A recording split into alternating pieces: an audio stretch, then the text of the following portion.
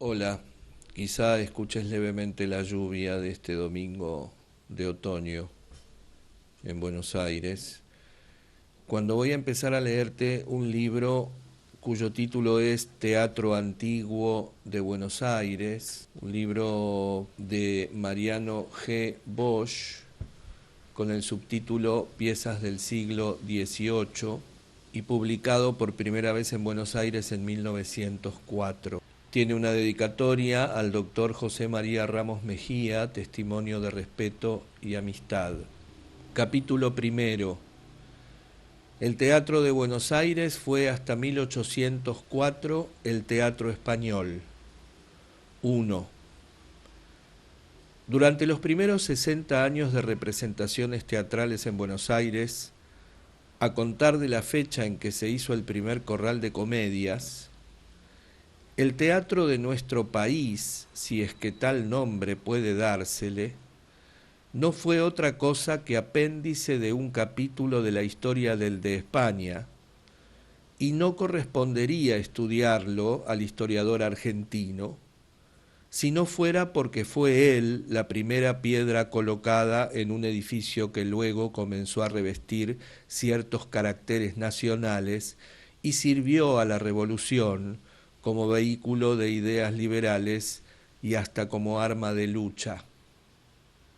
En esa época, las colonias de América sufrían una tiranía tan pesada, aquí hay una nota al pie que dice, verdad que está hoy consagrada por la historia, lo que nos evita citar un determinado texto. Comunicaciones de la Corona en 1810 lo declaran. Retomo. En esa época las colonias de América sufrían una tiranía tan pesada que sería ridículo suponer que ella pudiera tolerar independencia teatral, que no admitía en otras exigencias más perentorias de la vida cívica. La dominación española era una barrera opuesta al progreso, y las representaciones teatrales estaban más que ninguna otra cosa sujetas por ella. El teatro, pues, no era otro que el de la península. Y si buscamos los autores nacionales de esas épocas, especialistas en loas, sainetes y entremeses, con la única excepción de Labardén, que practicó el género de la tragedia clásica en su Siripo, aun a pesar de su carácter de autores nacionales, por la clase de piezas que escribieron y la forma en que desarrollaron sus argumentos, vemos que éstas tampoco fueron sino ampliaciones coloniales de la producción española, glosa de una misma canción. Su estructura, escuela, defectos y modalidades son los de los modelos que imitaron con estricta exactitud. De la península no llegaban a este país sino las obras de su teatro. Las extranjeras eran absolutamente desconocidas, no sólo porque las que figuraban en los repertorios del Príncipe, la Cruz y los Caños eran en número muy reducido, no sólo porque sus traductores no se concretaban a su estricta traducción, sino que las arreglaban, entre comillas, arreglos a su antojo, saturándolas de españolismo. Aquí hay una nota al pie, procedimiento muy comúnmente empleado en todos los teatros de segundo y tercer orden del mundo entero, con lo cual la pieza víctima pierde con el nombre de su autor hasta su propia esencia. Retomo, no sólo porque sus traductores no se concretaban a su estricta traducción, sino que las arreglaban, entre paréntesis, arreglos a su antojo, saturándolas de españolismo, trastornando sus escenas, su lenguaje, el carácter de sus personajes, su desarrollo y hasta el ambiente en que se desenvolvían aquellas en el original, sino también porque los encargados de proveer de piezas a nuestro incipiente y miserable teatro ignoraban su existencia. Nada se sabía aquí de las obras de Goldoni, Boissy, Shakespeare, Molière, Corneille, Racine, Regnard, etcétera, etcétera, hasta principios del siglo XIX, porque no llegaron ni originales ni traducidas. Y desde esa época hasta 1810, porque en los libros que vinieron de España no figuraban los nombres de sus verdaderos autores, sino de los traductores, plagiarios o constructores españoles que las habían hecho imprimir, por cuya razón se les suponía españolas. Raros fueron los criollos amantes de las letras que en la segunda mitad del siglo XVIII conocieron más idioma ni literatura que los de España.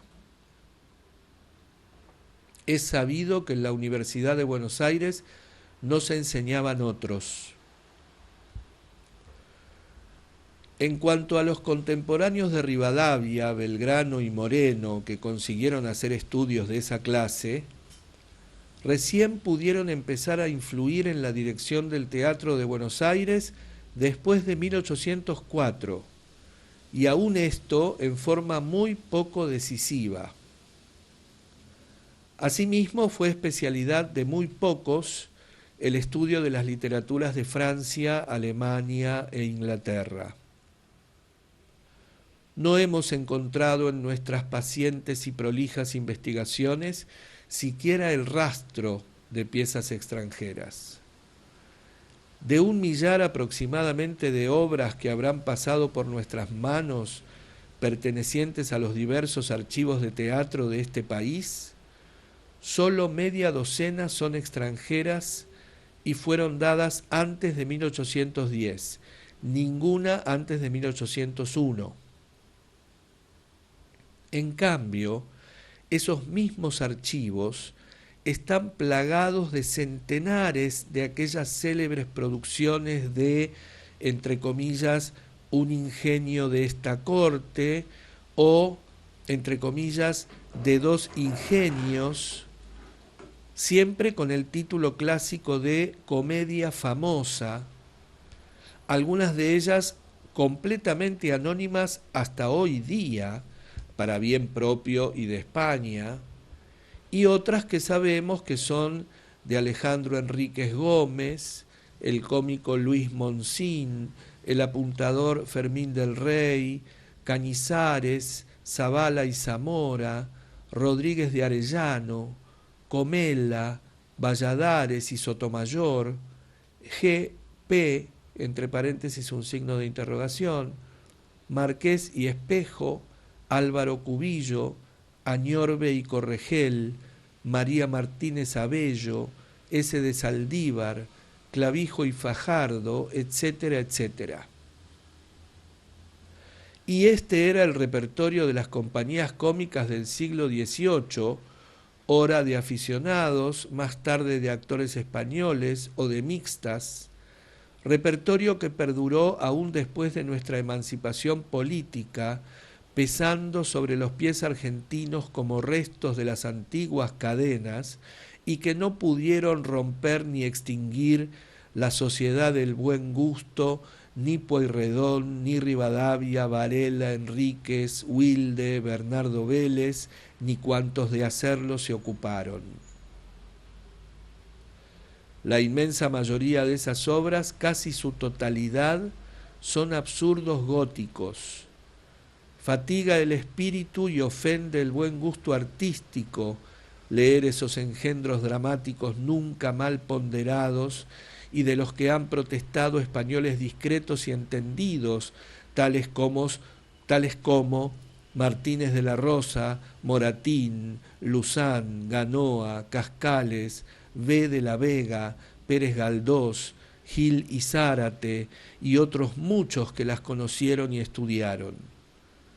Esto sin mencionar a los autores extranjeros que han escrito sobre el teatro español en diversas épocas y que por la naturaleza de nuestro trabajo preferimos no citar. No tratamos aquí de quitarle méritos a un teatro que está ya juzgado, sino tan solo de estudiar la desdichada parte que de él nos tocó a los porteños. 2. Ha muchos siglos ya que los espíritus selectos fustigaron duramente las malísimas producciones de ese teatro tan grande, tan ingenioso y tan descuidado. Abrió el capítulo secular de protestas contra ellas el gran genio de Cervantes. A través de los siglos han seguido prolongándose. Aún duraba el eco de su carcajada de burla y su bufido de odio en el cerebro argentino de Sarmiento cuando renovaba crítica y protesta contra esos mamarrachos. Porque hay algo, como dice Berlioz, dentro del alma del verdadero artista que lo obliga a arrojar con asco las enormidades ofensivas al arte que en un momento de descuido ha absorbido, tal como el estómago que ha recibido un alimento repugnante o una sustancia venenosa. No hay artista que no arroje en convulsiones violentas los asquerosos alimentos de lo feo artístico. De ahí que la crítica de todo artista verdadero, cuando se trata de obras muy malas, revista siempre caracteres de apasionamiento y muchas veces de violencia. Los sentimientos y las pasiones producen actividades mentales y físicas inmediatas, tanto más fuertes cuanto más grandes hayan sido las causas que las motivaron. 3. Todos los países cuentan en su literatura dramática con piezas malas, pero muchas veces se compensan con la abundancia de las buenas. Pero hay países, los latinos sobre todo, en que las condiciones especiales del pueblo se prestan a la propagación de enormidades. Son pueblos que están en malas condiciones de higiene moral, los ignorantes, los supersticiosos y los tarambanas. Las malas comedias de todos los siglos y de todos los países se deben a los mercenarios de las letras, a esos que producen con el solo fin de, entre comillas, agradar a los príncipes, según el dicho español, a los cortesanos, al pueblo bajo o a las pasiones en general. En todas partes hay obras de boletería, piezas hechas para producir buenas entradas. Tales autores, prostituidos al gusto de la plebe insensata, han llegado en su perversión artística a cambiar de sexo espiritual, puesto que en vez de ser los que en el comercio intelectual fecunden al pueblo con sus lecciones, son ellos los que se fecundan con las de aquel.